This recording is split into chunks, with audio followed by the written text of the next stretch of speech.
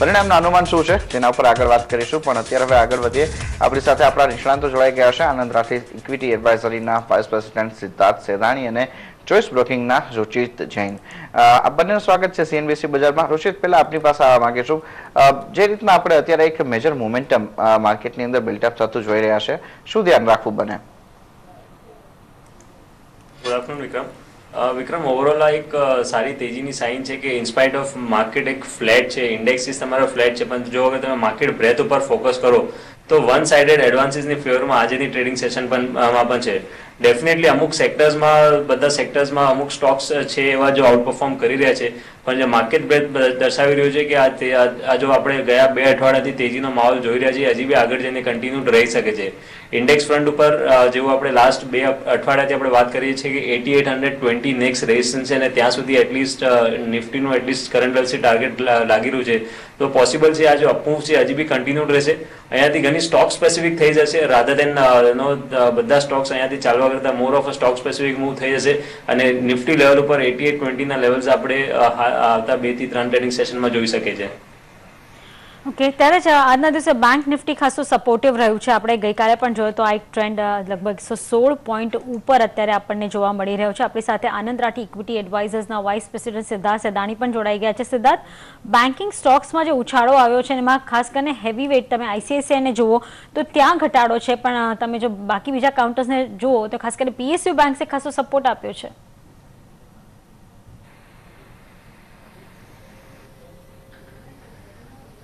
Good afternoon. Banking સ્ટોક્સમાં definitely ઘણું બધું positive આવ્યું છે આ બજેટમાં, પણ થોડી બહુ નિરાશાજનક બી હતું. અગર પહેલા નિરાશાની વાત કરીએ તો 10,000 કરોડ જે રીકેપિટલાઇઝેશન આવ્યું છે ગવર્મેન્ટ દ્વારા બજેટમાં, એ એક વધારે એક્સપેક્ટેશન હતું. સાથે સાથે બેન્કિંગમાં ડિજિટલ પુશ થયું છે, ઘણા બધા નવા ઇનિશિયેટિવ્સ લેવાના છે કે 3 લાખ રૂપિયાથી ઉપર રોકડાનું ટ્રાન્ઝેક્શન નહીં થાય. તો આ બધું ડિજિટલ ટ્રાન્ઝેક્શન બેન્કિંગ સ્ટોક્સ માટે કે બેન્કિંગ કંપનીઓ માટે બહુ જ પોઝિટિવ છે. સાથે સાથે અમે સમજીએ છીએ કે બેન્કિંગમાં જે રિટેલ સેક્ટરમાં બેંક કામ કરે છે, જે રિટેલ લોન્સ ને એ બધું દેવામાં વધારે સક્રિય છે, એ બધી કંપનીઓ બહુ જ સારું કરી શકે છે. બેન્કિંગ સ્ટોકમાં અગર જોયું જાય તો અમને ઇન્ડસઇન્ડ બેંક અને યસ બેંક સૌથી સારામાં સારું લાગે છે. પીએસયુ બેન્કિંગ સ્પેસમાં અગર તમારે જોવું હોય તો સ્ટેટ બેંક ઓફ ઇન્ડિયા ઉપર જ દાવ લગાવવો જોઈએ રાધર દેન એની અધર મિડ કેપ બેંક. સાથે સાથે અમે માનીએ છીએ કે એનબીએફસી સ્પેસ બી બહુ જ એટ્રેક્ટિવ થઈ ગયું છે, કેમ કે હાઉસિંગ અને રૂરલનું જે થ્રસ્ટ છે, 1 કરોડ રૂરલ હાઉસિંગ બનવાના છે 2019 સુધી. તો આ બધા હાઉસિંગ સેક્ટર કે હાઉસિંગ ફાઇનાન્સ કંપનીઓ માટે બહુ જ મોટું પોઝિટિવ છે. તો દિવાન હાઉસિંગ ફાઇનાન્સ અમે માનીએ છીએ કે બહુ સારું કરી શકે છે. સાથે સાથે એનબીએફસી સ્પેસમાં ઇક્વિટાસ જેવી કંપનીઓ જે એમએફઆઈ સ્પેસમાં છે, સ્મોલ ફાઇનાન્સ બેંકનું લાયસન્સ મળ્યું છે, અમે માનીએ છીએ કે ઇક્વિટાસ જે હિસાબે વેલ્યુએશન ઉપર ટ્રેડ કરે છે અને જે હિસાબે લોકોના પ્લાન્સ છે અને મેનેજમેન્ટની કમેન્ટ્રી છે, ઇક્વિટાસ બહુ જ સારું ઇન્વેસ્ટમેન્ટ ઓપોર્ચ્યુનિટી થઈ શકે છે મીડિયમ ટર્મ પર્સપેક્ટિવથી. ઓકે, આ સાથે જ આપણે જોઈએ તો આપણે જ્યારે ચર્ચા કરી રહ્યા હતા એ દરમિયાન આપણને અહીંયા ટોરેન્ટના પરિણામ આવતા દેખાય. ટોરેન્ટ ફાર્માના નફો જે છે તે 213 કરોડ રૂપિયાનું અનુમાન હતું, એની સામે 229 કરોડ રૂપિયા ઉપર આવતો દેખાયો છે. આવક જો વાત કરીએ તો 1451 કરોડ રૂપિયાની સરખામણીએ 1443 કરોડ રૂપિયા ઉપર આપણને ટોરેન્ટ ફાર્મામાં આવતી દેખાઈ રહી છે, અને સાથે જ 344 કરોડ રૂપિયાના અનુમાન સામે એબીટા અત્યારે આપણે જોઈએ તો 316 કરોડ રૂપિયા ઉપર આવતો દેખાઈ રહ્યો છે. માર્જિન જોઈએ તો એ આપણને ઘટતા દેખાયા છે. 23.7% જે અનુમાન હતું એની સામે આપણે 21.9% ઉપર આપણે અહીંયા માર્જિન આવતા જોઈ રહ્યા છે. તો ઓવરઓલ આપણે જોઈએ પરિણામમાં આવક અને નફાના ફ્રન્ટ ઉપર અનુમાન કરતા સારો આંકડો રહ્યો છે, અને સાથે માર્જિન પણ જોઈએ તો આપણે જે અનુમાન હતું એના કરતા થોડા જ વીક આવતા દેખાયા છે, પણ તો છતાં આપણે રિએક્શન જે છે તે અહીંયા આપણને સ્ટોક ઉપર એક મેજરલી પોઝિટિવ આવતું દેખાઈ રહ્યું છે. સિદ્ધાર્થ, કોઈ આઉટલુક બનશે અહીંયા ટોરેન્ટ ફાર્મા માટે? કારણ કે ઓવરઓલ આપણે જોઈએ તો જે અનુમાન હતું એના કરતા આંકડો આપણને સારો આવતો દેખાઈ રહ્યો છે.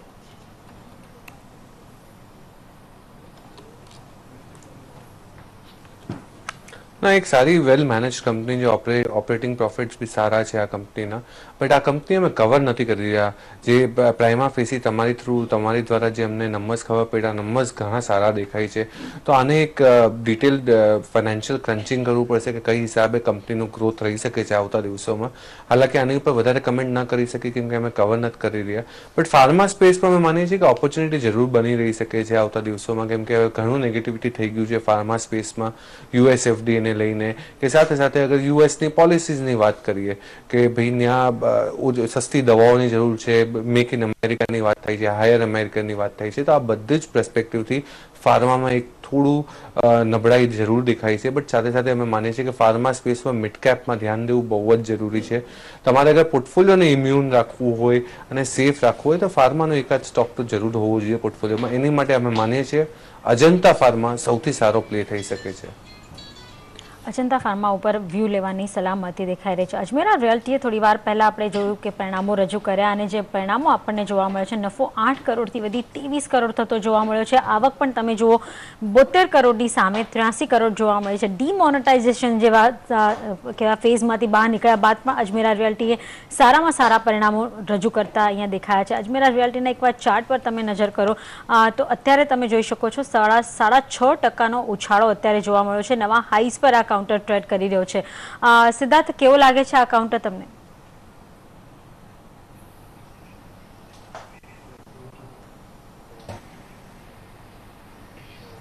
સિદ્ધાર્થ, મારો અવાજ? તમે ફરી વખત સ્ટોકની વાત કરશો? જી, અજમેરા રિયલ્ટીએ પરિણામો રજૂ કર્યા છે, ખૂબ જ સારા પરિણામો છે. તમને જણાવી દઉં કે નફો 8 કરોડથી વધી 23 કરોડ પર પહોંચ્યો છે અને આવક પણ તમે જુઓ 72 કરોડથી 83 કરોડ પહોંચતી જોવા મળી છે. માર્જિન્સ તમે જુઓ 28.5% થી વધારો આપણને 28%થી વધીને 48% થતું જોવા મળ્યું છે. એટલે જબરદસ્ત સારા પરફોર્મન્સ અત્યારે જોવા મળી રહ્યા છે અજમેરા રિયલ્ટીના. પણ આપને ગમે છે?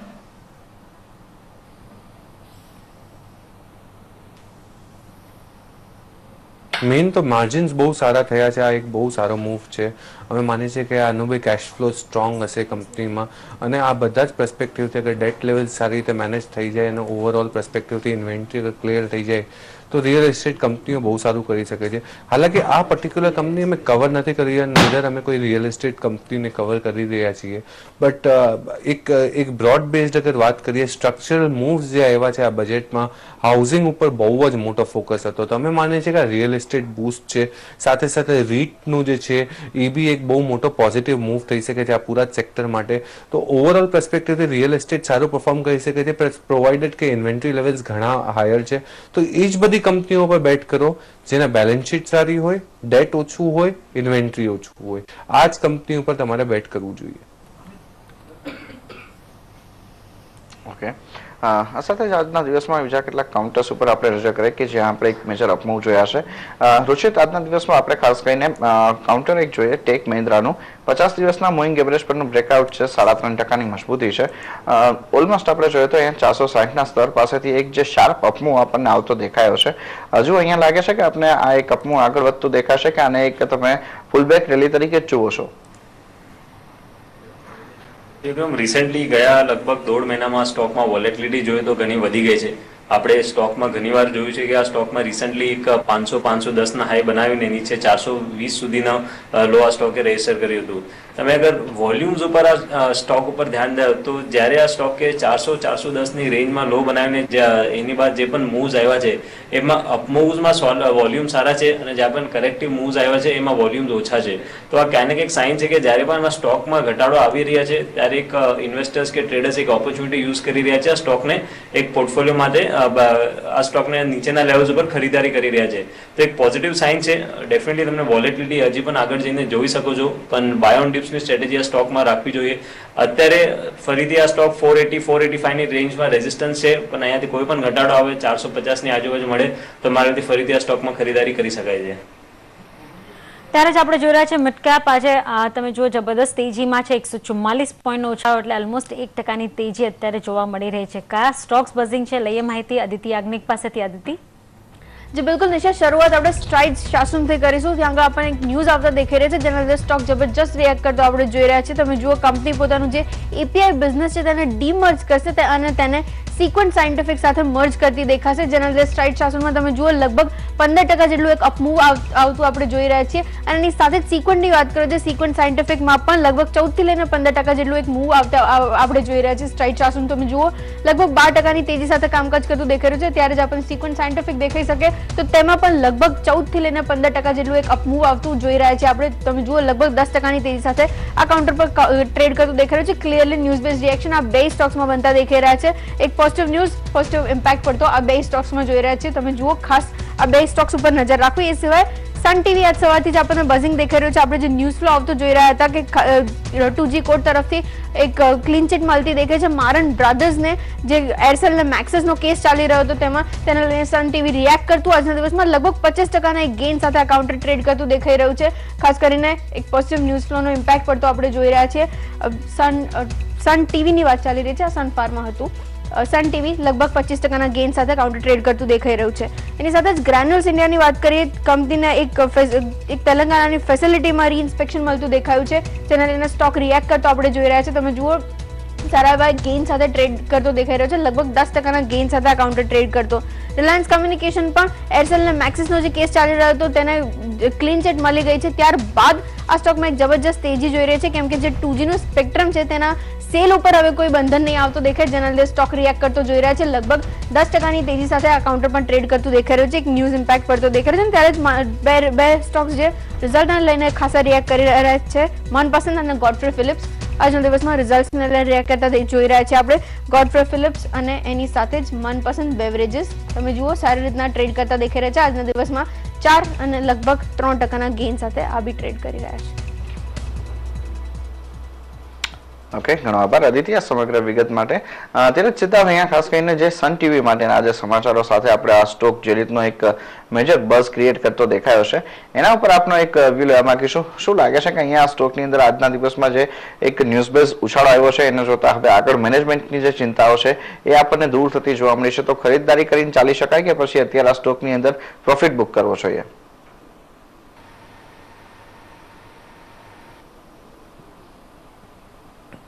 જો પહેલા પ્રથમ તો આટલા ઉછાળા પછી કોઈ બી સ્ટોક ઉપર ન બાઇંગ કરાય. એકવાર કૂલ ઓફ થઈ જાય, એકવાર ન્યૂઝ ફ્લો ખતમ થઈ જાય પછી જ આપણે આ સ્ટોક ઉપર કામ કરવું હોય તો કરવું જોઈએ. સાથે સાથે મારન બ્રધર્સનું જે બધું ઇશ્યુઝ હતું, મેનેજમેન્ટનું જે ઇશ્યુ હતું, એક ઓવરહેંગ હતો સ્ટોક ઉપર અને કોર્ટનું એકવાર વર્ડિટ આવી ગયું તો ડેફિનેટલી આ એક અપમૂવ એન્ટિસિપેટેડ હતો.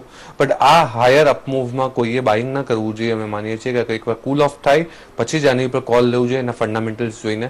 આ સ્ટોક ઉપર અમારું કવરેજ નથી, પણ સાથે સાથે અમે કહી શકીએ છીએ કે આ સ્પેસમાં જેમ કે DTH સ્પેસ જેને કહીએ, ડિશ ટીવી અમને બહુ જ સારું લાગે છે. અહીંયાથી અમે માનીએ છીએ કે આવતા દિવસોમાં એક ડિમોનેટાઇઝેશનનો જે ઇમ્પેક્ટ છે એ જતો દેખાય છે.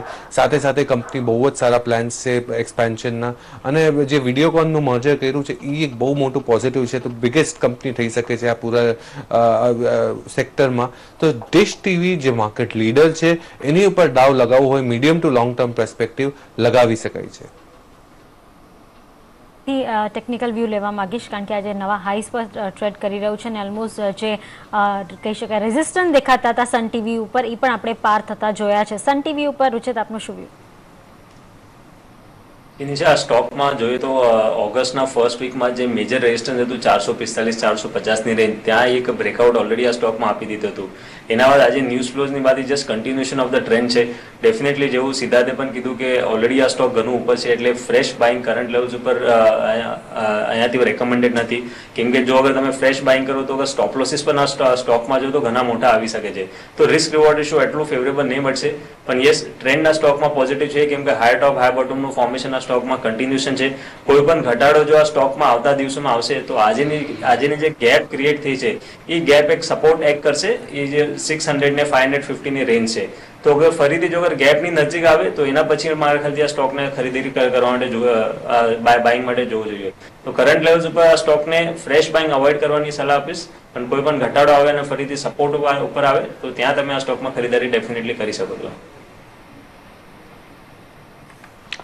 ઓકે, સાથે જ બેડ બેંકની ચર્ચા ફરી વખત જોરમાં ચાલી રહી છે. ઇકોનોમિક સર્વેમાં ઉલ્લેખ થયા બાદ હવે માનવામાં આવી રહ્યું છે કે સરકાર બેડ બેંક પર જલ્દી જ મહત્વનો નિર્ણય લઈ શકે છે. આ અંગે CNBC બજારના એક્ઝિક્યુટિવ એડિટર પ્રદીપ પંડ્યાએ EY ઇન્ડિયાના પાર્ટનર અને ફાઇનાન્શિયલ સર્વિસીસના નેશનલ લીડર અબીઝર દિવાનજી સાથે વાતચીત કરી હતી. આવો જોઈએ. આજે સમગ્ર ચર્ચા હવે ઇકોનોમિક સર્વેથી ફરીથી ઊભી થઈ છે કે એક બેડ બેંક બનાવવાનું હોય, જેને પારા એવું નામ આપવામાં આવ્યું છે, public sector asset rehabilitation agency. હવે અહીંયા મુદ્દાની વાત એમ છે કે બેંક્સ અત્યારે પ્રયત્ન કરી રહ્યા છે કે એમના જે NPS થઈ ગયા છે એવી કંપનીઝને કાં તો નવો મેનેજમેન્ટ લાવે, કાં તો આ કંપનીઝ કોઈને વેચી કાઢે, કાં તો એમની ફેક્ટરી, લેન્ડ, બિલ્ડિંગ, એસેટ્સ જે હોય, અમુક કેસીસમાં લોકોના બંગલોઝ છે, એરક્રાફ્ટ છે, એને વેચીને રૂપિયા ઊભા કરવાના પ્રયત્ન કરી રહ્યા છે. તો તો જે કામ બેંક્સ નથી કરી શક્યા આ નવી એજન્સી આ પારા કરી શકે, આ આપણે કેમ માનવું જોઈએ? એવું છે ભાઈ કે પારાનું મેઇન આપણે જોઈએ, પારાને બે તમને મૂકી દે. આપણે કહીએ કે આજે એનપીએના રેઝોલ્યુશન બેંક નથી કરી શક્યા, એના કારણ શું, મુખ્ય કારણ શું? સૌથી મોટું કારણ એ છે કે આજે કમસ કમ એક એક્સપોઝરમાં 30 બેંક તો છે જ. 30 બેંક એટલે 30 ડિસિઝન મેકર, 30 બોર્ડ અને એક બોર્ડમાં 10 મેમ્બર, એટલે બધાનું અપ્રુવલ બધાને એક જ સાથે સોચ લાવવી મારા હિસાબે ઘણું મુશ્કેલ છે. પહેલી વાત તો એ છે. સો એક કામ તો પારા એમ કરી શકે છે કે સારા બધા ડેટને એગ્રીગેટ કરીને એક ડિસિઝન મેકર લાવી શકે છે. ઓકે. બીજી વાત એ પ્રોબ્લેમ છે કે વેલ્યુએશન. હવે વેલ્યુએશનમાં એવું છે કે હરેક બેંક જો ડિસિઝન લેવા માંગે એનું ડિસિઝન ડિલે થયા કરે એટલી જ કંપનીની વેલ્યુ ઘટતી જાય. અગર પારા એક સાથે બધી કંપનીનું ડિસિઝન મેકિંગ સાથે કરે તો મારા હિસાબે એનું ડિસિઝન મેકિંગ પણ વહેલું થશે, અને શું કામ કે આખી કંપની એક સાથે વેચાય છે એની કિંમત પણ વધારે મળશે. તો બીજો રીઝન એ મોટો કહેવાય. અને ત્રીજી વાત એ છે કે બેંક્સ પાસે બેંક્સનું કામ છે લેન્ડિંગ, બેંક્સનું કામ રેઝોલ્યુશન નથી. એટલે ખાસ કરીને પારામાં છે રેઝોલ્યુશન પ્રોફેશનલ એવા લોકો હોવું જરૂરી છે, M&A વાળા લોકો હોવું જરૂરી છે કે જે લોકો સમજી શકે કે આ ટ્રાન્ઝેક્શન્સ કેમ થાય ને બિઝનેસો કેમ વેચાય. તો મારા હિસાબે અગર એક કેપેબિલિટી આવી જાય, એક એગ્રીગેશન આવી જાય તો ડિસિઝન મેકિંગ સહેલું થાય અને એસેટની વેલ્યુ વધે. તો અત્યારે આપણે જોઈએ છે કે ઓલમોસ્ટ 8-9 લાખ કરોડના જે આ બધા એનપીએસ છે, હવે આજે તમે નવું પારા નામની એક નવી સંસ્થા બનાવો ને બધા બેંક્સના એનપીએસ ભેગા કરે તો એના માટે એને ખરીદવા માટે એને પણ મૂડી જોઈએ, કેપિટલ જોઈએ. તો આ રૂપિયા ક્યાંથી આવે? સરકાર આપે ને માર્કેટમાં જો લેવા જાય તમને લાગે છે કે કોઈ ઇન્વેસ્ટર એના બોન્ડમાં કે શેરમાં રોકાણ કરવા માંગશે? ના, પારાની કેપિટલમાં બહારના કોઈ લોકો નહીં આવે, ગવર્મેન્ટને જ કરવું પડશે. તમે ગ્લોબલી પણ દેવું જ છે, કોરિયામાં જો, ચાઇનામાં જો, તે બધી જગા પર એક્સટર્નલ કેપિટલ નથી આવ્યું, ગવર્મેન્ટ. ઇન્ડિયામાં જો, ઇન્ડિયામાં SASF કરીને એક એન્ટિટી બની હતી જ્યારે IDBIના પાસે 9,000 કરોડના બેડ લોન્સ થઈ ગયા હતા ત્યારે. તો એમાં પણ ગવર્મેન્ટ સ્પોન્સર્ડ બોન્ડ જ આવ્યા હતા. તો ઇન્વેસ્ટર તો ગવર્મેન્ટ જ રહેવાનું. હવે ગવર્મેન્ટના પાસે 2-3 રસ્તા હોઈ શકે છે. એક તો ડિમોનેટાઇઝેશનમાંથી બી કંઈક જો પોઝિટિવ નીકળે તો એ કેપિટલ આવી શકે છે, કે RBIના બેલેન્સ શીટમાંથી કેપિટલ આવી શકે છે. એ આવશે તો કદાચ આપણે બજેટરી કન્સ્ટ્રેન્ટના ઉપર એટલો ફરક નહીં પડે. હવે એ કેપિટલ જો આવશે, પહેલી વાર તો કેપિટલ કેટલું જોઈએ? લગભગ 8 લાખ કરોડ રૂપિયાની વાત કરે છે તો લગભગ 1.5 લાખ કરોડનું કેપિટલ જોઈએ, બાકી લિવરેજ થઈ શકે છે. અને જે લિવરેજ પણ થશે મારા હિસાબે તો એને પ્રિલિમિનરી થોટ્સ છે, પણ પારા લગભગ એક ચેનલાઇઝિંગ એજન્સી બની જશે. એટલે basically back to back paper issue કરશે એ બેંક્સને, અને એનું જે વેલ્યુએશન પણ આવશે એના વેલ્યુએશન ઉપર કોલ નહીં લે. Valuation will be pass through, કે જે અલ્ટિમેટલી પારા એસેટ વેચશે એનાથી જેટલા પૈસા આવશે એ જ પૈસા પાછા બેંકને જશે. એટલે અકાઉન્ટેબિલિટી, મોરલ હેઝર્ડ જ્યારે તો બેંક્સ પાસે જ રહે. અચ્છા, તમે એટલે એમ કહો છો કે સમજો એક લોન છે, એક ફેક્ટરી છે, એને 5 બેંક્સે લોન આપી, એની આખી લોનમાં એક બેંકે 30%ની શેર છે, એકની 20%ની છે, કોઈએ 10% જ આપી છે. તો આ ફેક્ટરી વેચાય એમાંથી જે પણ રૂપિયા આવે એ જ પ્રમાણમાં આ 4 કે 5 બેંકમાં મળી જશે. બરાબર છે, એબ્સોલ્યુટલી. તમે જો 30% લોન તમે આપી હોય તો તમને મોટો લોસ લેવો પડે. જેને 10% જેટલું કન્સિડરેશન આવશે એના 30% તમને મળશે. ઓકે, એટલે વેલ્યુએશન છેલ્લે થશે જ્યારે આ શેર, જ્યારે આ એસેટ વેચવામાં આવશે. બીકોઝ આજની તારીખમાં વેલ્યુ લેવામાં ઇન્ટરેસ્ટ નથી, પણ ઓનલી થિંગ ઇઝ કે શું કામ કે આખી 100% સાથે વેચાશે એની વેલ્યુની શક્યતા વધારે, કે વેલ્યુ વધારે આવી શકશે. એમાં એક છેલ્લો મુદ્દો મને ખ્યાલમાં આવે છે કે આજે તમે કોઈ પણ એસેટ વેચવા જાઓ તો જે સામે કંપની હોય એ કોર્ટમાં જતી રહે ને પછી સાલે સાલ બધા મામલા અટકેલા હોય છે. બીજી પણ વસ્તુ છે, તમને ખ્યાલ હોય તો સરકારે વર્ષો પહેલા એક હોટેલ ડિસઇન્વેસ્ટમેન્ટ કરી, તો એ હોટેલ X રેટ પર વેચાઈ ને જેને લીધા બાયરે 1 વર્ષ પછી બમણા ભાવે એ જ હોટેલ વેચી કાઢી. હવે એના વચ્ચે બહુ બધી વસ્તુઓ થઈ હશે, પણ એમાં પછી કેસ શું થાય કે ક્યાંક તો કોઈ કરપ્શન હતું કે તમે કોઈ કમિશન લઈ લીધું, ઓછા ભાવે એસેટ કેમ વેચ્યા, નહીં બધે થશે. આજે એક ફેક્ટરી કે એક લેન્ડ કે એક બિલ્ડિંગ કંઈ પણ વેચશો તો વર્ષ પછી એની બીજી ડીલ થાય ને પછી નવો ભાવ આવે ને પછી એવા આરોપ લાગે, તો એટલે જ બેંક્સ ગભરાય છે ને એકચ્યુઅલી વેચી નથી શકતા. એ બરાબર છે. તો આજે પબ્લિક સેક્ટરમાં એ જ પ્રોબ્લેમ છે કે આજે કોઈ પણ ડિસિઝન લો અને કાલે માર્કેટ સર્કમસ્ટાન્સીસ વાસ્તે કે કોઈ બીજા વાસ્તે એ જે ડિસિઝન બદલાઈ જાય, એમાં કંઈક હશે બેંકને વધારે ફાયદો થઈ શકે એવું હોય આવી જાય તો પછી એનો નિવાડો કોણ લે? તો મારા હિસાબે તો પારા જે આવશે, પહેલી વાત તો પબ્લિક સેક્ટરનું સેમ કલ્ચર જો પારામાં પણ આવશે તો મારા હિસાબે ડિસિઝન મેકિંગ નહીં થાય. એમાં થવાની જરૂર એમ છે કે જેમ આપણે ફોર એક્ઝામ્પલ સત્યમમાં કર્યું હતું, એક ક્રેડિબલ બોર્ડને મૂકો, આપણે એમિનન્ટ ઇન્ડિયન્સ ઘણા છે, એક ક્રેડિબલ બોર્ડને મૂકો અને એ બોર્ડની નીચે M&A અને રેઝોલ્યુશન પ્રોફેશનલ્સને મૂકો. તો એ તમે એક એવી ટીમ બનાવો જે government should take conscious decision કે મારે આવી ટીમ બનાવી છે અને આવા લોકો લાવવા છે, અને એવા લોકો લાવીને એ લોકોને રેઝોલ્યુશન લાવો તાકે પછી એ લોકોને ક્વેશ્ચન ના કરાય. અગર બોર્ડે ડિસિઝન લીધું હોય અને ક્રેડિબલ બોર્ડ હોય તો બોર્ડનું ડિસિઝન ક્વેશ્ચન ના થાય. તો એક તો એ ઘણું જરૂરી છે લાવવું. બીજી વાત એ પણ છે કે તમે કહ્યું કે લિટિગેશન થાય ને કેસો આવે ને આ તેની ફિકર હોય, તો એના માટે આપણે જે બેન્કરપ્સી કોડ હમણાં ઇન્ડિયામાં આવ્યો છે, અગર એની જ પેરેલલ જો તમે પારા સાથે મેચ કરો તો બેસિકલી એ બેન્કરપ્સી કોડમાં શું થાય છે કે જ્યારે એક એસેટ રેઝોલ્યુશનમાં જાય છે તેને ઇમ્યુનિટી બને છે 180 ડેઝની. એ પારાને બીજો એ 180 દિવસ મળે જેમાં બધી ઇમ્યુનિટી આવી જાય.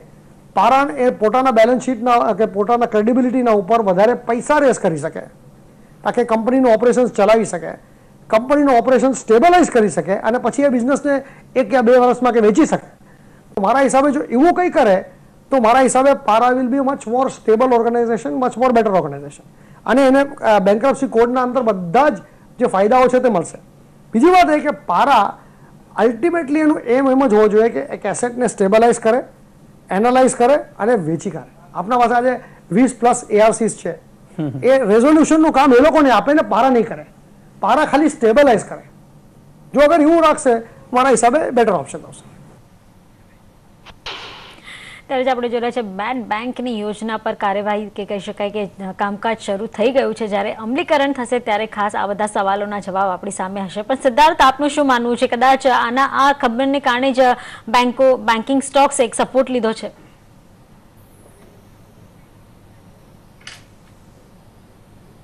જી બિલકુલ, આ એક બહુ મોટું કારણ થઈ શકે છે કેમ કે એસેટ ક્વોલિટીના ઇશ્યુઝ લઈને આજે બેંક કઈ ક્વાર્ટર્સથી કે કઈ વર્ષથી એક સપ્રેસ્ડ વેલ્યુએશન્સમાં ટ્રેડ કરે છે. સાથે સાથે એ લોકોના પરફોર્મન્સ બહુ જ ખરાબ આવી રહ્યા છે. સ્પેશિયલી મિડ કેપ કેટેગરીના જે બધા બેંક્સ છે એના તો બહુ જ ખરાબ નંબર્સ આવી રહ્યા છે. તો એસેટ ક્વોલિટીને ઇમ્પ્રુવમેન્ટ કરવા માટે બહુ જ ઘણા બધા સ્ટેપ્સ લેવાની જરૂર છે. તો આ એક સ્ટેપ જે એક વેલકમ ડિરેક્શનમાં ડેફિનેટલી છે. અમે માનીએ છીએ કે બેન્કિંગ સ્પેસમાં હજી બી રૂમ છે, હજી બી ઘણી બધી એવી પ્રાઇવેટ બેન્કિંગ સ્પેસ છે જ્યાં સારું ઇન્વેસ્ટમેન્ટ થઈ શકે છે અને સારું રિટર્ન છૂટી શકે છે. એવામાં અગર કોઈ બેંક જોવું હોય તો ઇન્ડસઇન્ડ બેંક અને યસ બેંક આ 2 બેંક હોઈ શકે જેમાં એક નિવેશ જરૂર થઈ શકે છે. ઓકે, તો આ વ્યૂ અત્યારે આપણને અહીંયા બેન્કિંગ સ્ટોક્સ માટે બનતો દેખાઈ રહ્યો છે. આ સાથે પરિણામ આધારિત આજે જે મુવમેન્ટ જોવા મળી છે એમાં એક સ્ટ્રાઇટ શાસનનું કાઉન્ટર જોઈએ. ઓલમોસ્ટ આજના દિવસમાં આપણે જોઈએ 10.5% મજબૂતી છે. રુચિત એક શાનદાર પરિણામ કંપનીએ પોસ્ટ કર્યા અને 1200 રૂપિયાની ઉપરના સ્તર આપણને આવતા જોવા મળ્યા છે. આજના દિવસમાં આપણે જોઈએ તો 50 દિવસના મૂવિંગ એવરેજ પરનો એક કારોબાર અહીંયા આપણને આગળ વધતો દેખાઈ રહ્યો છે અને જે રીતનું મોમેન્ટમ સ્ટોકમાં બિલ્ડ થયું છે, શું લાગે છે ખરીદદારી કરવી જોઈએ? કારણ કે ફ્યુચર તરફથી પણ જોઈએ તો આજે અહીંયા સારી એક લોંગ પોઝિશન ઇનિશિયેટ થતી આપણને જોવા મળી રહી છે. ડેફિનેટલી વિક્રમ, આ સ્ટોકમાં શોર્ટ ટર્મ ટ્રેન્ડ સારો પોઝિટિવ છે. રિસેન્ટલી આખો જે કન્સોલિડેશન ફેઝ હતું એ કન્સોલિડેશન ફેઝમાં જો અગર આપણે RSI ઉપર ફોકસ કરીએ તો 40 ની 50 ની રેન્જમાં એવરી કરેક્ટિવ મૂવમાં RSI એક સપોર્ટ લેતી હતું. આજેની ટ્રેડિંગ સેશનમાં પ્રાઇઝે એક સારું બ્રેકઆઉટ આપ્યું છે. ઇવન તમે વોલ્યુમ્સ ઉપર ફોકસ કરો રિઝલ્ટના બાદ કે રિઝલ્ટના પહેલા પણ સવારથી જ એક ઘણું સારું વોલ્યુમ્સ પણ આ સ્ટોકમાં થયું છે. તો એ જોઈને લાગી રહ્યું છે કે એક શોર્ટ ટર્મ ટ્રેન્ડ હજી બી આ સ્ટોકમાં પોઝિટિવ રહે છે અને પ્રોબેબિલિટી છે ઉપર આ સ્ટોક 1300-1350 લેવલ્સ આવતા 1 થી 2 અઠવાડિયામાં ટેસ્ટ કરી શકે છે. તો એક પોઝિટિવ બાયસ છે આ સ્ટોકમાં કરંટ લેવલ્સથી કે કોઈ પણ અહીંયાથી ઘટાડો આવે તો ટ્રેડ કરી શકાય છે 1300 ના ટાર્ગેટ માટે. ઓકે, ત્યારે જ તમે હાલે જુઓ કે મિડ કેપ ઇન્ડેક્સ હવે 250 પોઈન્ટથી ઉપર આગળ વધતું એટલે 1.25%ની તેજી હવે આપણને જોવા મળી રહી છે. મિડ કેપ ઇન્ડેક્સમાં જબરદસ્ત ખરીદારી છે. સ્ટ્રાઇટ સસું જે અત્યારે આપણે ચર્ચા કરી, ઓલરેડી નીચલામાં 6%નો ઉછાળો અત્યારે ખબરો બાદ આવતો જોવા મળ્યો છે અને ઘણા બધા એવા કાઉન્ટર્સ છે જેના પર કરીશું ચર્ચા. આપણે હાલે સમય છે નાનકડા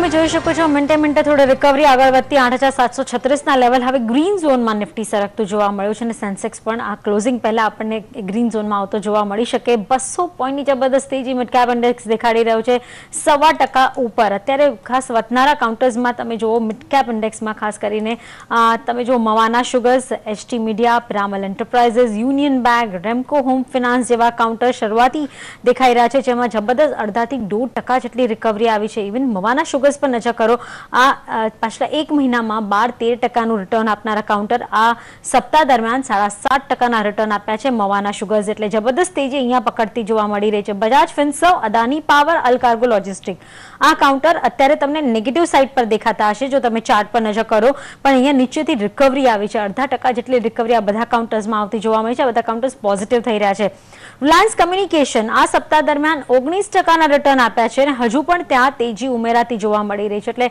જબરદસ્ત ખરીદારી અત્યારે કહી શકાય બધા કાઉન્ટર્સ પર બનતી દેખાય છે એમાં ખાસ કરીને હિંમત સિંકા સીડનું કાઉન્ટર તમે જુઓ 4.5% ઉપર નવા હાઈસ પર ટ્રેડ કરતું અને સતત એમાં તેજી ઉમેરાતી આ સપ્તાહ દરમિયાન 10% ઉછાળો એટલે કહી શકાય કે બજેટ બાદ એવા ઘણા બધા કાઉન્ટર્સ છે જેમાં જબરદસ્ત ખરીદારી થઈ છે એમાંનું એક કાઉન્ટર હિંમત સિંકા સીડ છે રુચિત આ ચાર્ટ તમને કેવો લાગે છે કારણ કે તમે આ સપ્તાહની જ વાત કરો તો 2 થી 3 ટ્રેડિંગ સેશનમાં 10% ઉછાળો છે અને આ એકાદ પાછલા એક મહિનામાં 18% રિટર્ન આપી ચૂક્યું છે હજી તેજી બાકી છે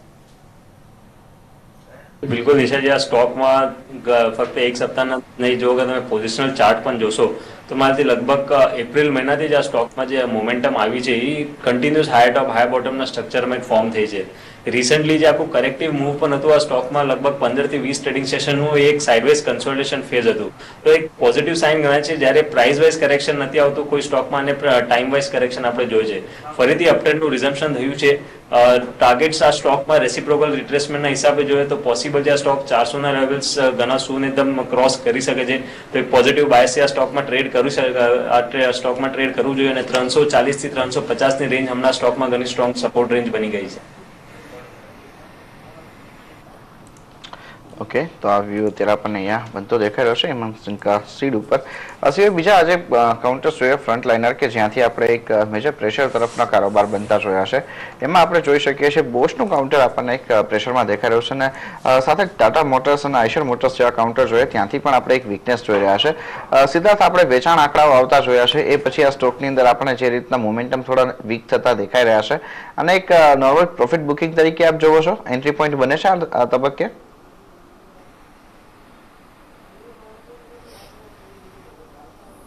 અમે માનીએ છીએ કે બહુ સારું એન્ટ્રી પોઈન્ટ બને છે આની પહેલા બી આપણે આ ઓટો સ્પેસ ઉપર ચર્ચા કરેલી અને અમે કીધેલું કે અમે એક રોડ શો કર્યો હતો જ્યાં અમે ઓન ધ ગ્રાઉન્ડ ડીમોનેટાઇઝેશનનું ઇમ્પેક્ટ જોયું હતું તો અમે માનીએ છીએ કે આ સ્ટડીના હિસાબે રિવાઇવલ ઘણું જલ્દી થઈ શકે છે જેનાથી વધારે એન્ટિસિપેટેડ છે ઓવરઓલ સ્પેસમાં એક પ્રેશર જરૂર છે અત્યારે સેલ્સ નંબર બી થોડા વીક આવે છે પેસેન્જર વ્હીકલની વાત કરો તો મારુતિના નંબર્સ બિલકુલ ઇફેક્ટ નથી થયા અમે માનીએ છીએ કે 27% જે ગ્રોથ આવ્યું છે એ બહુ જ એક રન રેટ રહી શકે છે કેમ કે 2019 સુધી ઘણા બધા લોન્ચીસ છે મારુતિના તરફથી સાથે સાથે ટુ વ્હીલર સ્પેસની અગર વાત કરીએ તો અમે ક્વાઇટ ઓપ્ટિમિસ્ટ છે ટીવીએસ મોટરને લઈને અમે માનીએ છીએ કે આ મહિનાનું બી જે નંબર્સ આવ્યા છે એ બીજા બધા પિયર્સના કમ્પેરિઝનમાં સારા આવ્યા છે અને સાથે સાથે મોપેટ અને સ્કૂટર સ્પેસ જ્યાં લોકોનું 60% ઓફ ધ રેવન્યુ લાવે છે ટીવીએસ મોટર્સ બહુ જ સારું પરફોર્મ કરી શકે છે આવતા દિવસોમાં બજેટના પર્સપેક્ટિવથી જે રૂરલ થ્રસ્ટ છે એ બધું જ મદ્દેનજર રાખતા એસ્કોર્ટ્સ બહુ સારું પરફોર્મ કરી શકે છે અને ઘણા દિવસોથી અમે જે જોઈએ છીએ કે ટ્રેક્શન આવતું દેખાય છે એસ્કોર્ટ્સમાં તો એસ્કોર્ટ્સ એક ટ્રેક્ટર સ્પેસમાં અમે માનીએ છીએ કે ઓટો સ્પેસમાં ધ્યાન જરૂર દેવું જોઈએ સાથે સાથે સીવી સ્પેસમાં અમારું ઓપ્ટિમિઝમ અશોક લેલેન્ડ ઉપર છે કેમ કે જે હિસાબે એમિશન નોર્મ્સ ચેન્જ થાય છે પહેલી એપ્રિલથી પેન્ટઅપ ડિમાન્ડ થઈ જશે માર્ચમાં મોસ્ટ ઓફ ધ બુકિંગ સિરીઝનું આવી જશે આ બધું જ જઈને માર્ચ ક્વાર્ટર બહુ જ સારો જઈ શકે છે અશોક લેલેન્ડ માટે તો કમર્શિયલ વ્હીકલ સ્પેસમાં અમે માનીએ છીએ કે અશોક લેલેન્ડ આઉટ પરફોર્મર રહી શકે છે ઓટો સ્પેસનો બેન્કિંગ સ્ટોક્સ પર નજર કરો યુનિયન બેંક ઓલરેડી 11% ઉછાળો 2% હજી ઉમેરાતો અલ્હાબાદ બેંક વિજયા બેંક આ બધાના ચાર્ટ પર આપણે નજર કરશું અત્યારે સડન સ્પાઇક આવી છે આ બધા કાઉન્ટરમાં ઓરિએન્ટલ બેંક ઓફ કોમર્સ એટલે કે ઓબીસી પર નજર કરો કેનરા બેંક પર નજર કરો IDBI bank bank of India તમે જો બેન્કિંગ સ્ટોક્સ જબરદસ્ત તેજી સાથે અત્યારે રિકવર થતા અને હવે તમે જો બેંક નિફ્ટી પર પણ નજર કરો તો 150 પોઈન્ટ ઉપર જોવા મળી રહ્યો છે પણ રુચિત આમાંથી કોઈ કાઉન્ટર તમને ગમે છે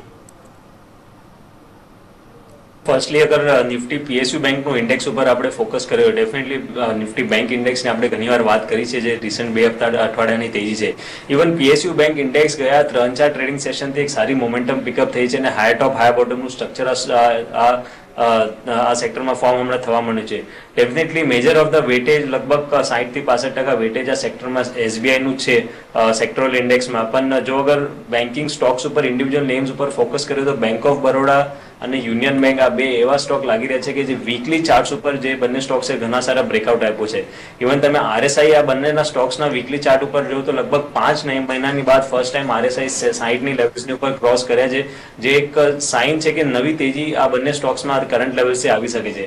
although entire PSU basket space current લેવલ્સથી ઇન્ડેક્સના હિસાબે પોઝિટિવ લાગે છે, પણ એક સારું આઉટ પરફોર્મન્સ યુનિયન બેંક અને બેંક ઓફ બરોડામાં કરંટ લેવલ્સથી પણ મળી શકે છે. ઓકે, આ સાથે ડોક્ટર રેડ્ડીઝ લેબમાં આજે એક શાનદાર મજબૂતી છે. આવતીકાલે ત્રીજા ત્રિમાસિકના પરિણામ જાહેર થવાના છે. શું રહી શકે છે આ પરિણામ, તેના અંગે વિગત લઈએ અમારા રિસર્ચ એનાલિસ્ટ ઋષિન શાહ પાસેથી. ઋષિન, શું અપેક્ષા રાખવાની રહેશે ડોક્ટર રેડ્ડીઝ પાસેથી? આ વખતના ડોક્ટર રેડ્ડીસના પરિણામ ખાસ એવા સ્ટેબલ સેટ ઓફ નંબર્સ ત્યાંથી કંપની પોસ્ટ કરે તેવું લાગી રહ્યું છે. ત્યારે આવકની જો વાત કરવા જોઈએ તો 6% સુધી ઘટાડો જોવા મળી શકે. ઇબિટાની જો વાત કરવા જોઈએ તો તેમાં 30%નું કરેક્શન આવી શકે.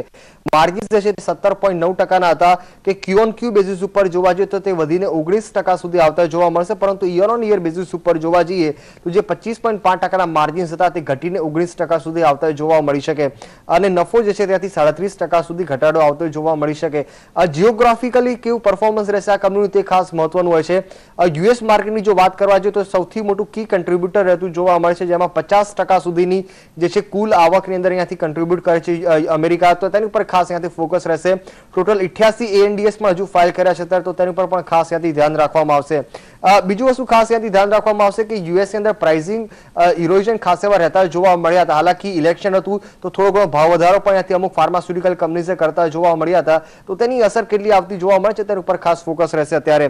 ત્યારબાદ અહીંયાથી વેનેઝુએલાની અંદર જે છે અમુક પ્રોબ્લેમ્સ હતા કરન્સીને લઈને, ત્યાં ક્વાર્ટરમાં એટલા બધા નહીં આવતા જોવા મળે, તેના ઉપર ખાસ ફોકસ રાખવામાં આવશે અને માર્જિન્સ જે છે તે ક્યુ ઓન ક્યુ બેઝિસ ઉપર સુધારતા જોવા મળશે. આ સૌથી મોટો નંબર હશે ડોક્ટર રેડ્ડીઝના નંબર્સ ઉપર જ્યારે એનાલિસિસ કરીશું ત્યારે માર્જિન્સ ક્યુ ઓન ક્યુ કઈ રીતના આવતા જોવા મળશે તેના ઉપર ખાસ ફોકસ રહેશે. ઓવરઓલ અહીંયાથી સ્ટેડી સેટ ઓફ નંબર્સ અહીંયાથી કંપની પોસ્ટ કરતી જોવા મળશે. ઓકે, ઘણો આભાર ઋષિના સમગ્ર વિગત માટે.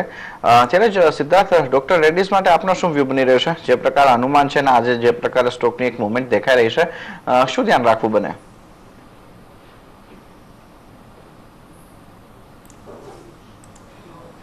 જો ડોક્ટર રેડ્ડી અમે કવર નથી કરતા તો આનું અમે નંબર્સ ને એક્સપેક્ટેશન્સ અમારી પાસે નહીં હોય, બટ આ સ્પેસમાં અમે માનીએ છીએ કે હજી બી પ્રેશર બનેલું છે, કેમ કે ક્યારેય બી સ્ક્રુટિની રહી શકે છે કોઈ બી ફેસિલિટીઝની. તો આ બધું જ ધ્યાન રાખતા જોઈને અમે લાર્જ કેપ ઉપર બહુ કંઈ ઓપ્ટિમિસ્ટ નથી. અમે માનીએ છીએ કે મિડ કેપ ફાર્મામાં તો બી થોડુંક પેન ઓછું છે અને મિડ કેપમાં અગર કંઈ લેવું હોય તો અજંતા ફાર્મા એક બહુ જ સારી કંપની રહી શકે છે, સાથે સાથે ગ્રેન્યુલ્સ.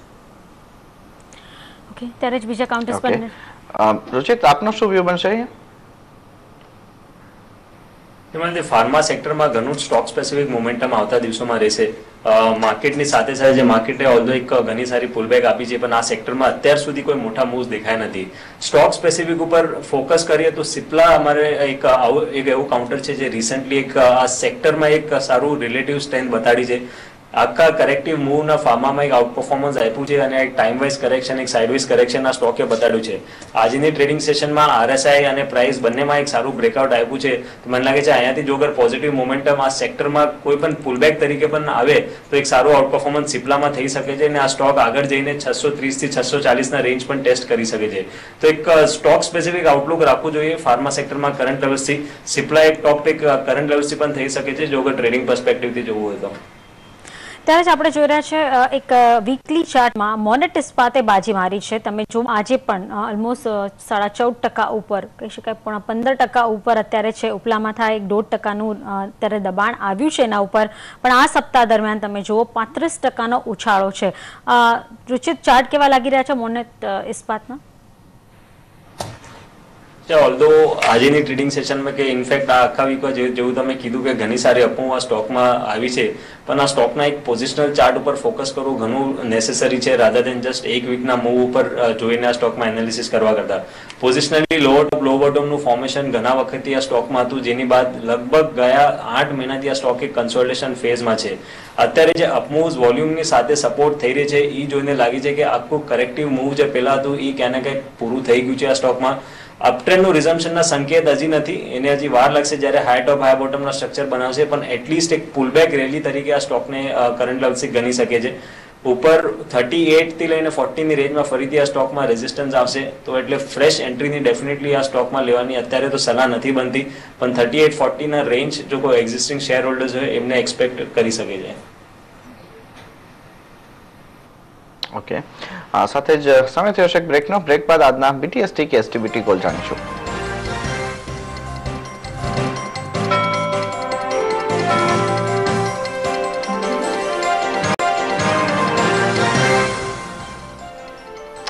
Welcome back. આપણી સાથે સિદ્ધાર્થ સદાણી અને રુચિત જૈન જોડાયેલા છે, અને અત્યારે આપણે રુચિત જે રીતના માર્કેટમાં જોઈએ તો ટ્રેન્ડ આપણને થોડો સુધાર માટેનો આગળ વધતો દેખાઈ રહ્યો છે. ખાસ કરીને બેંક નિફ્ટી, મિડ કેપ અને સ્મોલ કેપ સારી એક સ્ટ્રેન્થ આપી રહ્યા છે. આ તબક્કે શું લાગે છે, BTST કોલ રહેશે કે પછી STBT? જી વિક્રમ, જેવું આપણે કહીએ છીએ કે ટ્રેન્ડ ઇઝ યોર ફ્રેન્ડ, તો જો ટ્રેન્ડ છે એ ટ્રેન્ડના ડાયરેક્શનમાં ટ્રેડ કરશો તો મારા ખ્યાલથી પ્રોફિટ કમાવાની પ્રોબેબિલિટી હંમેશા વધારે હોય છે. બંને BTST કોલ છે, એટલે માટે જ આજની ટ્રેડિંગ સેશનમાં ફર્સ્ટ BTST કોલ BHEL છે. રિસેન્ટલી આ સ્ટોક એક સારી હાઈ ટોપ હાઈ બોટમનું સ્ટ્રક્ચર એક ફોર્મેશન થયું છે, અને ઇવન તમે ગયા 4-5 ટ્રેડિંગ સેશનમાં જુઓ તો 5 દિવસના એક્સપોનેન્શિયલ મૂવિંગ એવરેજની આજુબાજુ સ્ટોક એક કન્સોલિડેટ કરીને ફરીથી આજની ટ્રેડિંગ સેશનમાં અપમૂવનું રિઝમ્પશનના સાઇન્સ આપી રહ્યો છે. તો કાલેની ટ્રેડિંગ સેશનમાં સ્ટોક 147 થી 148 સુધીના લેવલ્સ આપણને બતાડી શકે છે. તો કરંટ લેવલ્સ ઉપરથી BTST માટે BHEL ને ખરીદારી કરવી જોઈએ 140 ના સ્ટોપ લોસ થી. અને મારું સેકન્ડ પિક જે છે એક એક્સિસ બેંકમાં છે.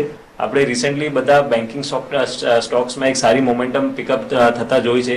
એક્સિસ બેંકમાં ગયા 2.5 થી 3 મહિના જે કન્સોલિડેશન ફેઝ ચાલ્યું છે એ કન્સોલિડેશન ફેઝમાં ઇન્વર્ટેડ હેડ એન્ડ શોલ્ડર્સનું પેટર્નનું ફોર્મેશન થયું છે.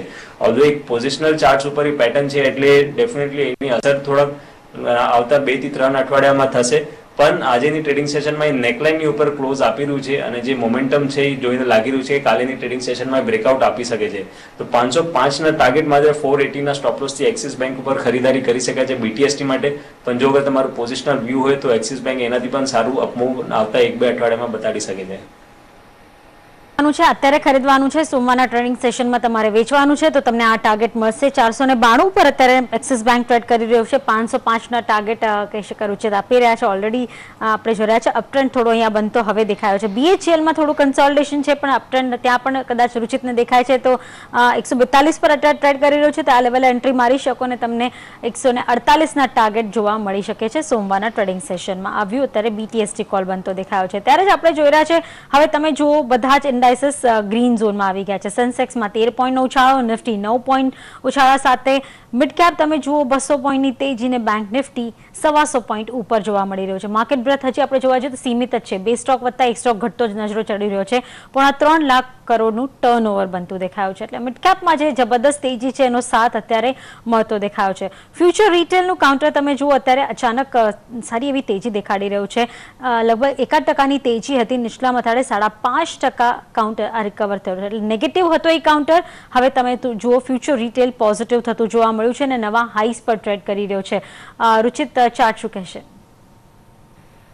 ચાર્ટ્સ ઉપર ડેફિનેટલી મોમેન્ટમ વાઇઝ ઘણું સારું આ સ્ટોક છે, કેમ કે એના જે પ્રીવિયસ હાઈઝ હતા ઓક્ટોબર 2016માં જે ફોર્મ થયા હતા એ હાઈ ક્યાંને કંઈક રેઝિસ્ટન્સ હતું અને ક્રોસ કરી રહ્યું છે. આ સ્ટોકમાં કમ્પેરેટિવલી વોલ્યુમ્સ ઘણા ઓછા થાય છે, એ જે કન્સર્ન છે. જો અગર તમે ટ્રેડર છો તો, પણ જો અગર લોંગ પોઝિશન હોય તો 169 ના સ્ટોપ લોસ સાથે પ્રોટેક્ટ કરવી જોઈએ. જો અગર આ ટ્રેન્ડ કન્ટિન્યુ થાય તો હાઈ ટોપ હાઈ બોટમનું સ્ટ્રક્ચર કન્ટિન્યુ થાય તો એક ટ્રેલિંગ સ્ટોપ લોસના સાથે આ સ્ટોકમાં લોંગ પોઝિશન હોલ્ડ કરી શકાય છે. ઓકે, મિડ સાઇઝના કેટલાક કાઉન્ટર્સ પર આપણે નજર કરીએ કે જ્યાં આજે આપણને ઘણો સારો બસ બનતો દેખાઈ રહ્યો છે.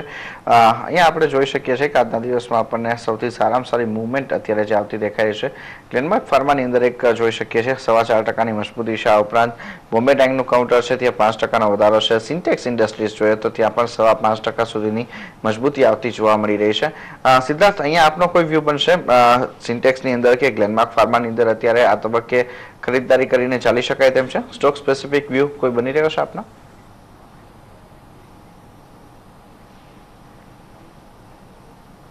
જો ફંડામેન્ટલી બે જ સ્ટોક બહુ જ સારું છે. ગ્લેનમાર્ક બી ફાર્મા સ્પેસમાં બહુ જ સારું પરફોર્મન્સ કરી રહ્યું છે. હાલમાં એ લોકોના રિઝલ્ટ આવ્યા છે એ બી બહુ જ સારા આવ્યા છે. તો ગ્લેનમાર્ક બી એના સ્પેસમાં બહુ જ સારું છે.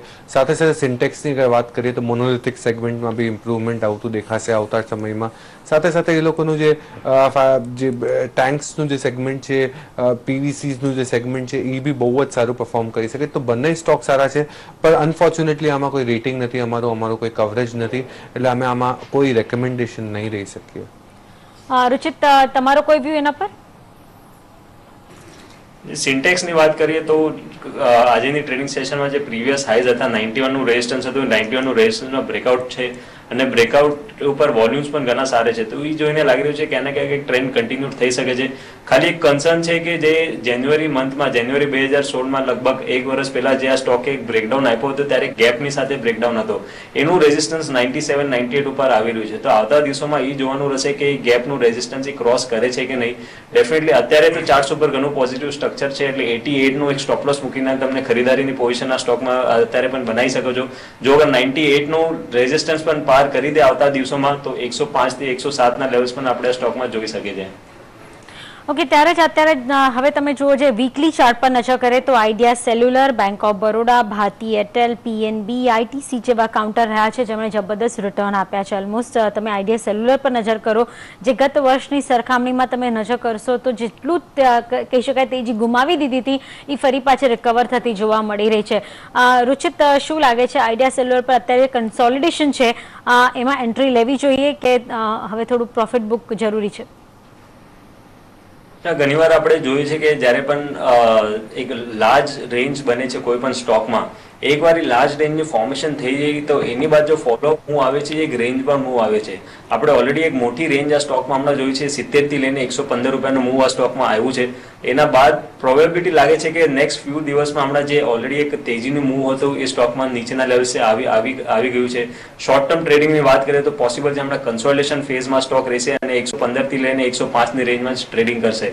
તો કોઈ નેગેટિવ આઉટલુક નથી કરંટ લેવલ્સ ઉપરથી સ્ટોકમાં, કેમ કે રિસન્ટ અપમૂવમાં વોલ્યુમ્સ પણ ઘણા સપોર્ટિવ છે. પણ જો અગર તમે શોર્ટ ટર્મની ટ્રેડિંગની વાત કરો તો પોસિબલ છે કન્સોલિડેશન ફેઝ આવતા અઠવાડિયામાં સ્ટોકમાં આપણે જોઈ શકીએ છીએ. ઓકે, તો આ વ્યૂ અત્યારે આપણને અહીંયા બનતો દેખાઈ રહ્યો છે. આ સિવાય આજે એક બીજો સ્ટોક જોઈએ, મોર્પન લેબનો. અહીંયા આપણને એક ઘણા સારા વોલ્યુમ સાથે સ્ટોક આજે એક બ્રેકઆઉટ આપતો દેખાઈ રહ્યો છે. રુચિત, કોઈ ટેકનિકલ વ્યૂ અહીંયા બનશે કે અત્યારે અવોઇડ કરવો જોઈએ? વિક્રમ, યુઝ્યુઅલી આ સ્ટોકમાં વોલ્યુમ્સ એટલા વધારે રહેતા નથી અને રિસન્ટ હિસ્ટ્રી પણ આ સ્ટોકમાં જોઈએ તો કન્સોલિડેશન ફેઝમાં જ હજી સુધી છે. તો અત્યારે તો સ્ટોકમાં એવા કોઈ ઇન્ડિકેશન નથી કે મોટી તેજીની કોઈ શરૂઆત આ સ્ટોકમાં અત્યારે થશે. લેવલ્સની વાત કરીએ તો 22.5 થી લઈને 23.5 ના ₹1 એવી રેન્જ છે જો રિસન્ટ પાસ્ટમાં ઘણી સ્ટ્રોંગ રેઝિસ્ટન્સ એક્ટ કરી છે અને તમારા 200 દિવસના મૂવિંગ એવરેજ પણ એક સ્ટ્રોંગ રેઝિસ્ટન્સ છે જે એક્ઝેક્ટલી રેન્જમાં આવી રહી છે. તો મારા ખ્યાલથી આ સ્ટોકને કરંટ લેવલ્સ ઉપરથી એક અવોઇડ કરી શકે છે ટ્રેડિંગ પર્સપેક્ટિવ. હાલ એને અવોઇડ કરવાનો વ્યૂ બનતો દેખાઈ રહ્યો છે. બીજું કાઉન્ટર આઈટીસી છે, જ્યાં આપણે જોયું તો એક ઓછી એક્સાઇઝ લાદવામાં આવી તો એક પોઝિટિવ જ રહ્યું, જે મોટી એક્સાઇઝની શક્યતા હતી તો એક પોઝિટિવલી આઈટીસીએ લીધું. પણ હવે તમે જો ઉપલા મથાળે થોડું કન્સોલિડેશન આવતું જોવા મળ્યું છે. 6% રિટર્ન આ સપ્તાહે મળ્યા છે. સિદ્ધાર્થ, આઈટીસી કેવું લાગે છે?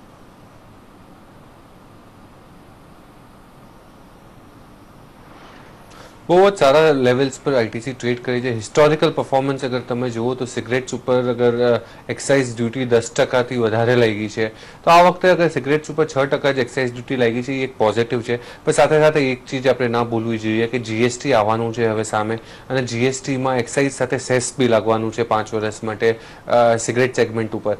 તો હવે સેસ કેટલું ઓછું કે વધતું થવાનું છે એ ત્યારે ડિસાઇડ થઈ જવાનું છે. પણ અત્યારે તો ડેફિનેટલી સ્ટોક ઉપર બહુ પોઝિટિવિટી છે.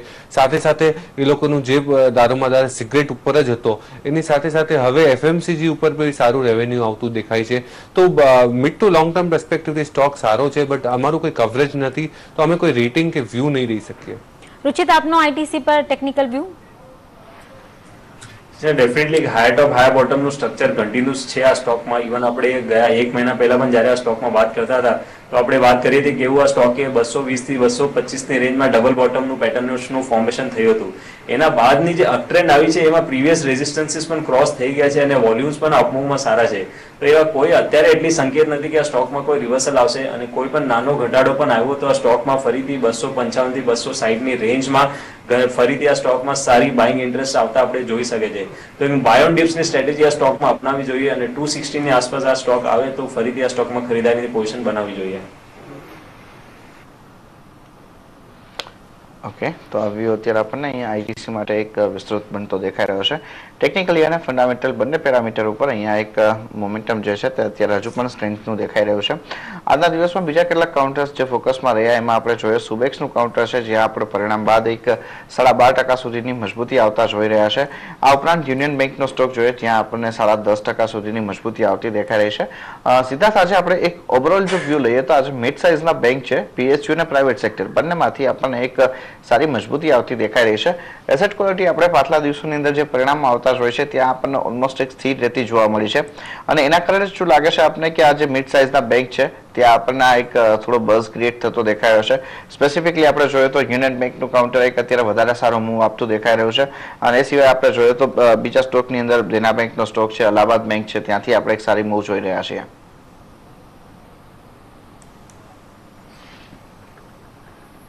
તો મિડ કેપ બેન્કિંગ સ્પેસમાં અગર ધ્યાન દેવું જોઈએ તો અમને લાગે છે કે ફેડરલ બેંક એક બહુ સારું ટર્નઅરાઉન્ડ સ્ટોરી થઈ શકે છે. ઓપરેટિંગ એફિશિયન્સી સારી છે, એસેટ ક્વોલિટી બી એક મોરલેસ સ્ટેડી છે, તો અમે માનીએ છીએ કે આના એડવાન્સીસ ગ્રો થઈ શકે છે. અગર ઓવરઓલ બેન્કિંગ સ્પેસના એડવાન્સીસ કે લોન ગ્રોથની આપણે વાત કરીએ તો ઘણા વર્ષોના લો પર ટ્રેડ કરી રહ્યો છે, બટ આ હિસાબે અમે માનીએ છીએ કે ફેડરલ બેંક મિડ કેપ શ્રેણીની અગર બેંકની તમે વાત કરો પર્ટિક્યુલર તો બહુ જ સારી બેંક છે. આમાં એક ઇન્વેસ્ટમેન્ટ કરી શકાય છે મીડિયમ ટુ લોંગ ટર્મ પર્સપેક્ટિવથી. ઓકે, ત્યારે જ વીકલી ચાર્ટ પર એકવાર નજર કે લેવી જોઈએ, જ્યાં આપણે ઘણી વખત જે સ્ટોક્સ બજેટ પહેલા ચાલતા હોય છે એમાં કન્સોલિડેશન જોતા હોય છે, અને અમુક કાઉન્ટર જેમાં કાલિંદી રેલ, ટેક્સ રેલ અને ટીટાગઢ વેગન આ જે બધા કાઉન્ટર્સ હતા એ બજેટ પહેલા જ કન્સોલિડેટ થતા જોવા મળ્યા. પણ તમે પાછલા 1 મહિનામાં જો તેમાં ખાસું ટ્રેડિંગ લેવાઈ રહ્યું છે. ટીટાગઢ વેગનમાં ફરી પાછી અત્યારે એક તેજી આવી છે, 1% તેજી અત્યારે ઉમેરાઈ છે, પણ રુચિત આમાંથી હવે નીકળી જવું જોઈએ કે કન્ટિન્યુ કરવું જોઈએ? આ સ્ટોકમાં ઓલરેડી કરેક્ટિવ મૂવ આપણે જોઈશું કે જે 132 થી લઈને 108 107 સુધીના લેવલ્સ ઉપર કરેક્શન થયું છે. હમણાં જો અગર પોઝિશનલ ચાર્ટ્સ ઉપર ફોકસ કરીએ તો આ 200 દિવસના simple moving average daily charts ઉપર ત્યાં હમણાં ટ્રેડ કરી રહ્યું છે, તો ડેફિનેટલી ઘણું સ્ટ્રોંગ સપોર્ટ આપણે કરંટ લેવલ્સની આસપાસ આ સ્ટોકને માની શકે છે. તો કરંટ લેવલ્સ ઉપરથી એક્ઝિટ કરવાની એવી કોઈ રીઝન નથી ચાર્ટ્સ ઉપર કે અહીંયાથી એક્ઝિટ કરવું જોઈએ. ઇનફેક્ટ એક બાઉન્સ બેક મૂવ આપણે આ સ્ટોકમાં જોઈ શકીએ છીએ, જ્યાં ફરીથી 116 થી 118 ની રેન્જ આ સ્ટોકમાં આપણે ઘણા ટૂંકા ગાળામાં જોઈ શકે છે. તો લોંગ પોઝિશન્સને હોલ્ડ કરવું જોઈએ હજી આ સ્ટોકને, અને 105 કે 104 ની આસપાસ આ સ્ટોકમાં એક સ્ટોપ લોસ મેન્ટેન કરી શકાય છે. 104 ને 105 ના સ્ટોપ લોસ રાખી આગળ હોલ્ડ કરી શકો છો પોઝિશન હોય તો. હવે નજર કરીએ આ સપ્તાહના ટોપ ટ્રેડ્સ પર.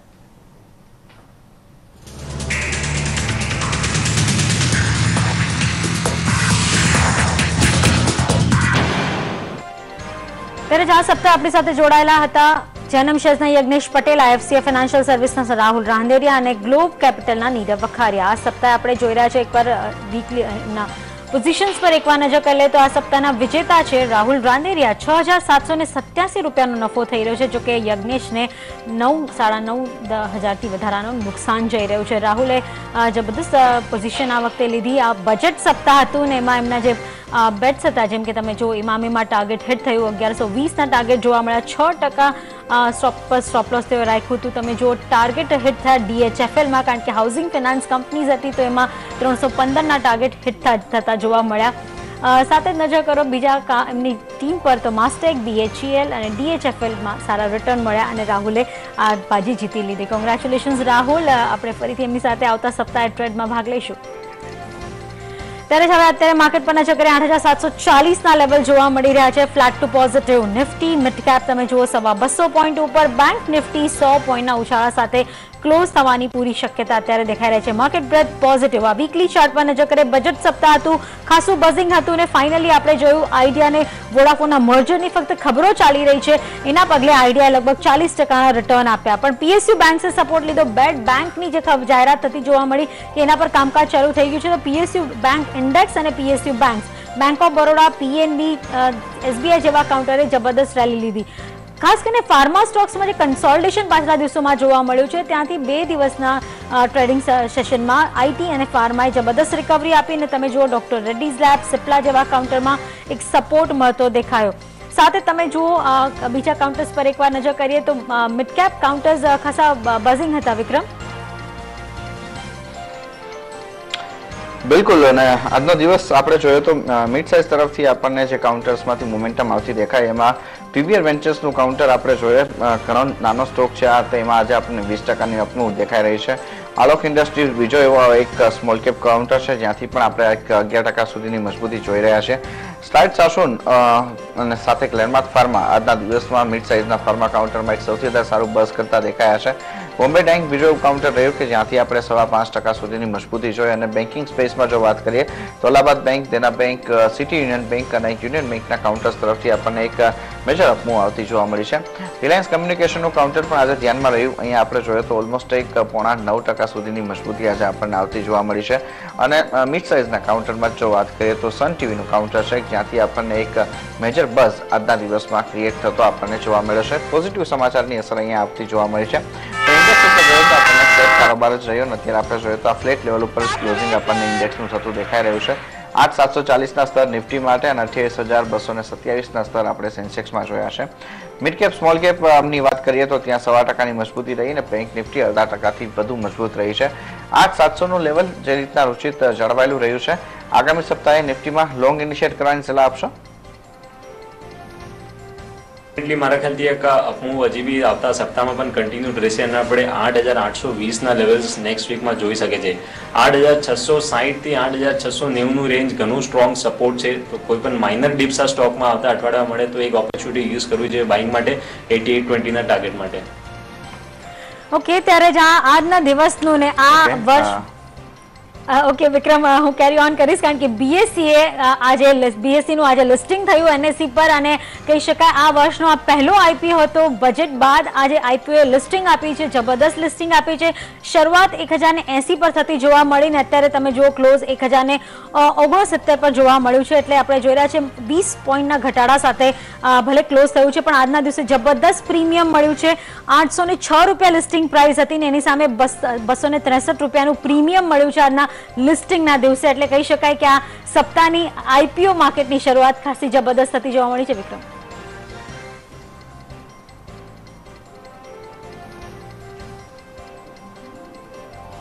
ઓકે, તો ક્લોઝિંગનો સમય આવી ગયો છે, ત્યારે જ કોઈ ડિસ્ક્લોઝર રુચિત?